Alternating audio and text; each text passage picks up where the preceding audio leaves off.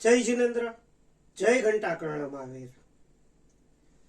મિત્રો, મારું નામ જિગ્નેશ શાહ છે. આજે હું આપની પાસે એક ખૂબ જ સરસ વાત લઈને આવ્યો છું કે જૈનોને ધાર્મિક લઘુમતી મળી તો એ ધાર્મિક લઘુમતીનો ફાયદો શું. લોકો વિચારે છે કે ધાર્મિક લઘુમતીના આપણને શું ફાયદા થાય. તો તાજેતરમાં જ એક આપણા ધર્મની રક્ષા માટે અને ધર્મના બે સ્થળો વચ્ચે જે ડિસ્ટન્સ છે એ ડિસ્ટન્સમાં ખાસ વાહન વ્યવહાર શરૂ કરવામાં આવ્યો છે. એના વિશેની આપને વાત કરવા જઈ રહ્યો છું. આ વાત કરતા પહેલા હું તમને એક વસ્તુ યાદ દેવડાવું કે હમણાં ફાગણ સુદ તેરસના રોજ, હાજી ફાગણ સુદ તેરસના રોજ પાલીતાણા, કે જે ગુજરાતમાં આપણું સૌથી મોટું તીર્થ છે, આખા ભારતના લોકો આ ગુજરાતના તીર્થે આવે છે, ત્યાં 6 ગામની જાત્રા કરે છે.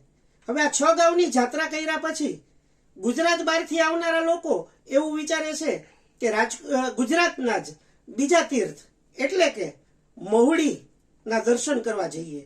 તો આ મહુડીના દર્શન કરવા જતાનું વિચાર તો બધાને આવે છે, પરંતુ જેની પાસે ખુદનું વાહન છે અને પોતાની 4 વ્હીલમાં આવ્યા હોય છે તે લોકો આ યાત્રા આસાનીથી કરી શકે છે.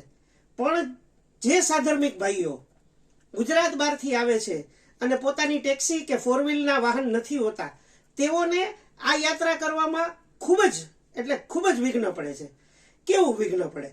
તો કે તળેટી એટલે કે પાલીતાણાની તળેટી, ત્યાંથી બસ લેવા જવી, ત્યાંની એસટી બસ મળે નહીં. ત્યાંથી જો એસટી બસ મળે તો કાં પેલા ભાવનગર જવું પડે અથવા સીધું એમને પેલા અમદાવાદ કે રાજકોટ આવવું પડે છે, અને ત્યારબાદ અમદાવાદથી તેમને બસ બદલી અને મહુડી જવું પડે છે.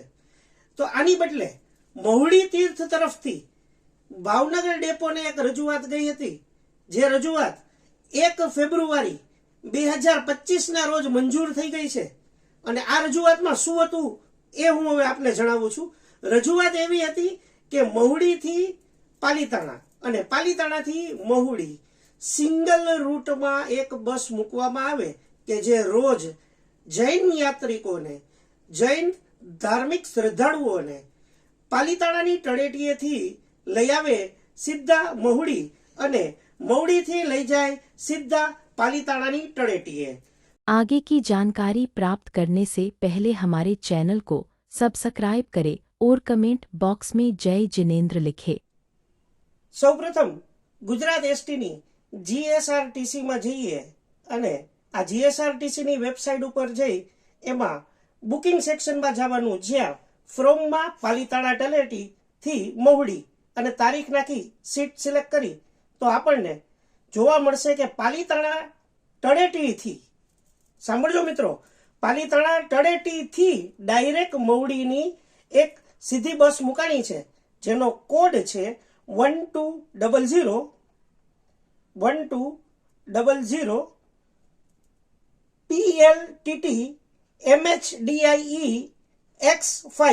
હું ફરીથી કોડ રિપીટ કરું છું, 1200 PLTT MHDIE X5, કે જે બપોરે 12 વાગે પાલીતાણા તળેટીથી ઉપડે અને સાંજે 7 વાગે આપણને મહુડી ગામમાં મહુડી ટ્રસ્ટના જિનાલયની બાજુમાં ડેપો છે ત્યાં ઉતારશે, જેથી કરી અને આપણે સંધ્યા આરતીનો પણ લાભ લઈ શકીએ. અને સંધ્યા આરતીનો લાભ લીધા પછી આપણે રૂમ બુક કરી અને ત્યાં રહી શકીએ. ત્યાં રાત્રિ રોકાણ કર્યા બાદ બીજે દિવસે સવારે આ જ બસ ફરીથી આપણને મહુડીથી પાલીતાણા જવા મળશે. મહુડીથી મળશે સવારે 7:20, જે આપણને પાલીતાણા પહોંચાડશે બપોરે 2:20 આસપાસ. તો જેને ખૂબ જ મજાની વાત કે જૈનોને જે માઇનોરિટી મળી તે માઇનોરિટીનો ફાયદો મહુડી સંઘે કેટલી સરસ રીતે સરકાર પાસેથી મેળવ્યો છે, અને આ ફાયદાનો આપણને બધાને લાભ ખૂબ જ સુંદર મળશે. તો હવે આપ ગમે ત્યારે આપ પાલીતાણા જવાનું વિચારતા હો તો ત્યાંથી સીધું મહુડી આવી શકાશે, અને જો મહુડી ગયા હો ને રાત્રિ રોકાણ વિચારતા હો તો ત્યાંથી ડાયરેક્ટ બસ મળશે પાલીતાણા તળેટીએ જવાની.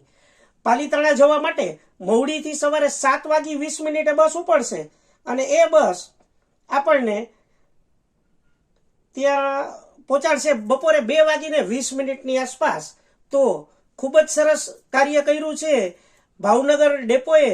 જીએસઆરટીસીના ભાવનગર ડેપોનો હું જિજ્ઞેશ શાહ દિલથી ધન્યવાદ માનું છું.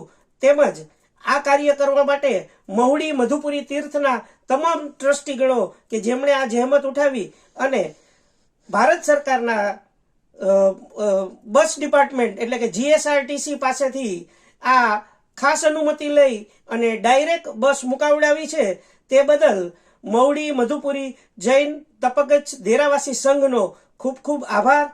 અને સંઘને મારી જિજ્ઞેશ શાહની નમ્ર અપીલ છે કે વર્ષોથી આપણે એમ કહીએ છીએ કે આપણા જાત્રા કરવા જઈએ તો બોલીએ કે ક્યાં જાવ છો, તો કે આપણે જઈએ છીએ મહુડી શંખેશ્વર. મહુડી એ ગુજરાતમાં એક છેડે આવ્યું તો શંખેશ્વર ગુજરાતના બીજા છેડે આવ્યું છે. તો એ જ રીતે મહુડીથી ડાયરેક્ટ શંખેશ્વરની બસ મુકાવે તેવી મારી મહુડી તપગચ્છ સંઘ દેરાવાસી સંઘને નમ્ર વિનંતી છે કે જે રીતે તેઓએ પાલીતાણાથી મહુડીની બસ મુકાવડાવી તે જ રીતે મહુડીથી સીધી શંખેશ્વર ને શંખેશ્વરથી ડાયરેક્ટ મહુડી આવી જઈ શકાય તે પ્રકારની પણ બસ મુકાવવાની એક વિચારણા લઈએ. જય જિનેન્દ્ર, જય ઘંટાકર્ણ મહાવીર. સર્વેને મારી નમ્ર વિનંતી કે જ્યારે હવે મહુડી જાઓ તો સીધા ત્યાંથી પાલીતાણા જવાનો ભાવ થાય તો આપ એ ભાવ પૂર્ણ કરી શકશો. અને જો આપ પાલીતાણા